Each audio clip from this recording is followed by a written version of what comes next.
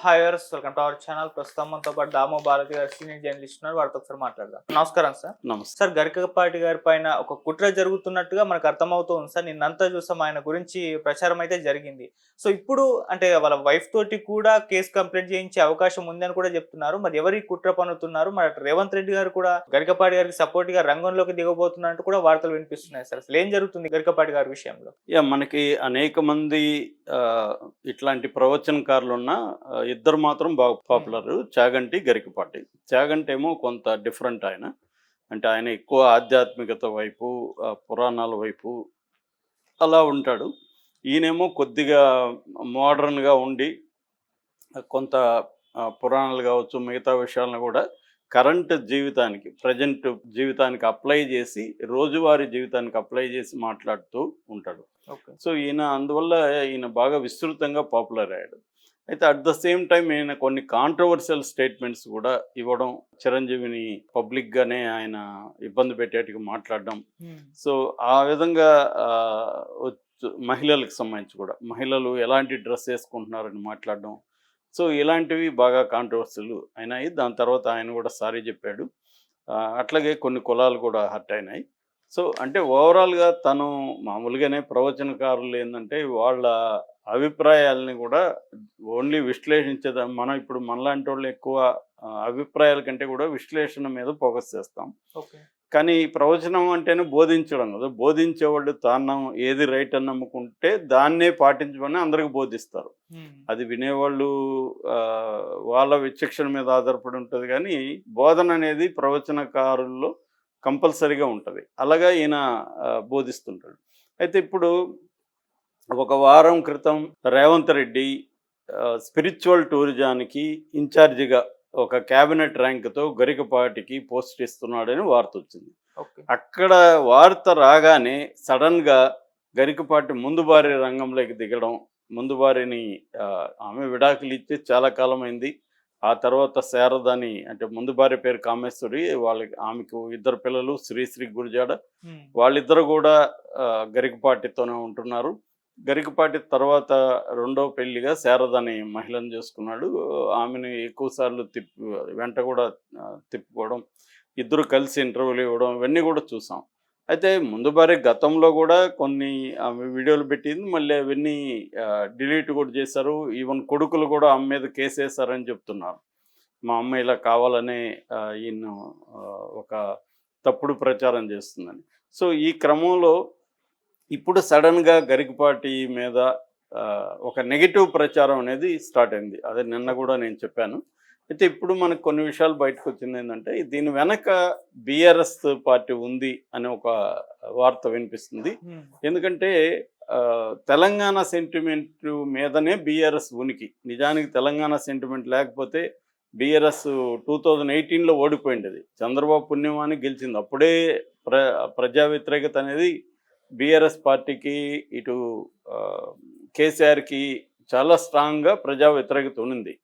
కాంగ్రెస్ అప్పట్లోనే వస్తుందన్న ఒక అట్మాస్ఫియర్ ఉంది. కాబట్టి చంద్రబాబు ఎప్పుడైతే కాంగ్రెస్తో పొత్తు పెట్టుకున్నాడో దాన్ని, ఆ బూచిని చూపించి, చంద్రబాబు బూచిని, తెలంగాణ సెంటిమెంట్ని ఎఫెక్టివ్గా కేసీఆర్ రగిలించగలిగాడు. అంటే తెలంగాణ సెంటిమెంట్ అంటేనే దానికి గుత్తాధిపత్యం కేసీఆర్కి, మోనోపల్లి కేసీఆర్కే ఉంటుంది. అలాంటిది రేవంత్ రెడ్డి దీన్ని గ్రహించి ఒక సిస్టమేటిక్గా తెలంగాణ సెంటిమెంట్ అనే దాన్ని కేసీఆర్ నుంచి తను లాక్కోవడానికి సిస్టమేటిక్గా వెళ్తున్నాడు ఆయన.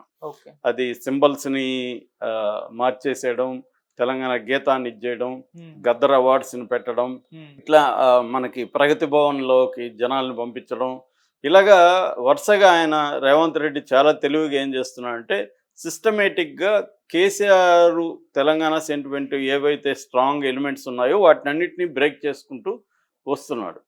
సో అందువల్ల ఇప్పుడు దాన్ని కౌంటర్ చేయాలంటే, మొన్న ఈవెన్ సినిమా వాళ్ళ విషయంలో కూడా తెలంగాణ సెంటిమెంట్ని రగిల్చగలిగాడు రేవంత్ రెడ్డి. మనకి మళ్ళొకసారి ఈ మధ్యకాలంలో ఎప్పుడూ లేనంతగా ఆంధ్ర తెలంగాణ అనే డిబేట్ స్టార్ట్ అయింది. సో ఈ కాంటెక్స్ట్లో ఎప్పుడైతే గరికపాటిని తీసుకురావాలనుకున్నారో వీళ్ళకి ఒక ఛాన్స్ దొరికింది బీఆర్ఎస్కి. దాంతో వీళ్ళు గరికపాటి ఆంధ్రవాడు కాకినాడ అతను గరికపాటిని తీసుకొచ్చి ఇక్కడ పెట్టడం ఏంటి, ఇక్కడ ఊరు లేరా, ఒక ఆధ్యాత్మిక టూరిజానికి సలహాలు ఇచ్చేవాళ్ళు తెలంగాణలో ఊరు లేరా అన్న యాంగిల్ వీళ్ళు తీసుకోవాలి. అయితే అది తీసుకుంటే డైరెక్ట్గా తీసుకుంటే ఇబ్బంది అని చెప్పి ముందు అసలు ఆయన ప్రతిష్టను భగ్నం చేయడం, ఆయన మొదటి భార్యతో ఎలా ఉన్నాడు, ఆయన కాంట్రవర్సీస్ ఏంటి, ఇవన్నీ తీసుకొచ్చి ఆయన క్యారెక్టర్ను ముందుగా అసాసినేట్ చేయడం అన్న పని మొదలు పెట్టినట్టుగా అర్థమవుతుంది.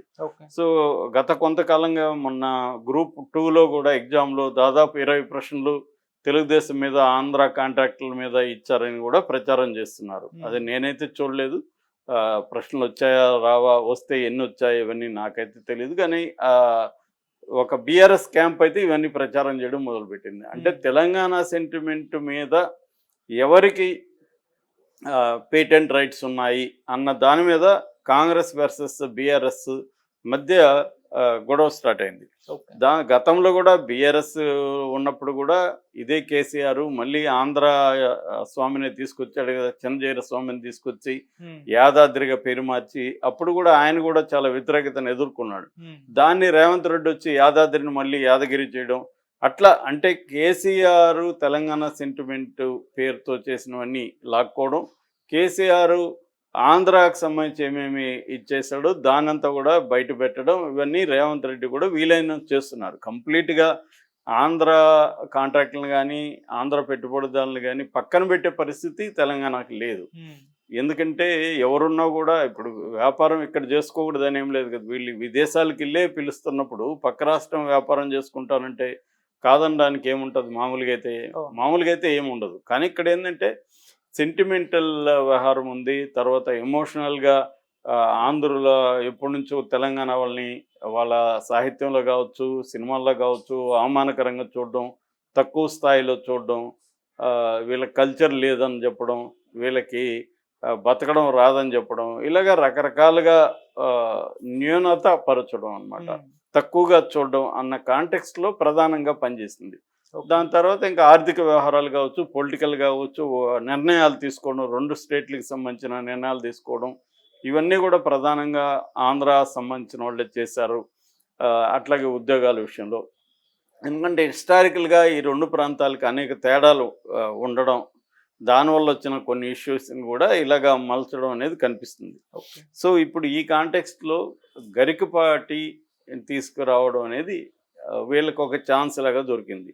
సో గరికపాటిని తీసుకొస్తే రేవంత్ రెడ్డిని ఈ కాంటెక్స్లో, అంటే ఆంధ్ర వాళ్ళకి పెద్ద పెట్టేస్తున్నాడు, అక్కడ చంద్రబాబు వచ్చిన తర్వాత మళ్ళీ ఒకసారి ఆంధ్ర పెత్తందారుల ఇది స్టార్ట్ అయింది అని ఈరోజు కూడా ఆంధ్రజ్యోతిలో ఒక తెలుగుదేశం మంత్రి ఇక్కడే 3 రోజులు కూర్చొని పంచాయతీలు చేస్తున్నాడు, ఇక్కడ ల్యాండ్ సెటిల్మెంట్లో కూడా ఇన్వాల్వ్ అవుతున్నాడు, తెలంగాణ ప్రభుత్వం ఆంధ్రప్రదేశ్ ప్రభుత్వానికి ఒక నివేదిక కూడా సమర్పించిందని తెలుగుదేశాన్ని గట్టిగా సపోర్ట్ చేసి ఆంధ్రజ్యోతిలోనే పెద్ద కథనం వచ్చింది.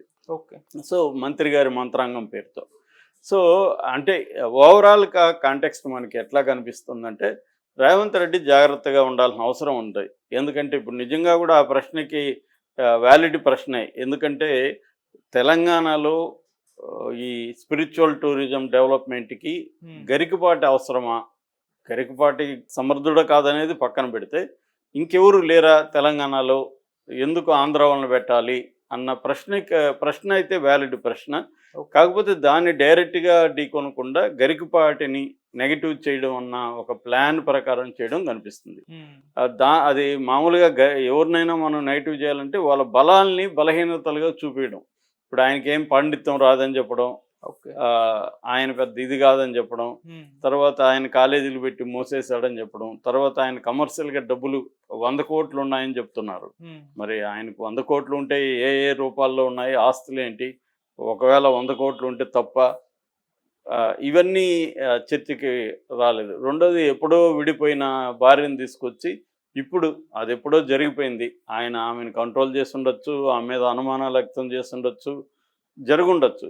కానీ ఇప్పుడు వాటిని తీసుకొచ్చి ఫోకస్ చేయడం వెనక ఈ లార్జర్ ప్లాన్ ఉన్నట్టుగా మనకు అర్థమవుతుంది. Okay sir, thank you so much sir.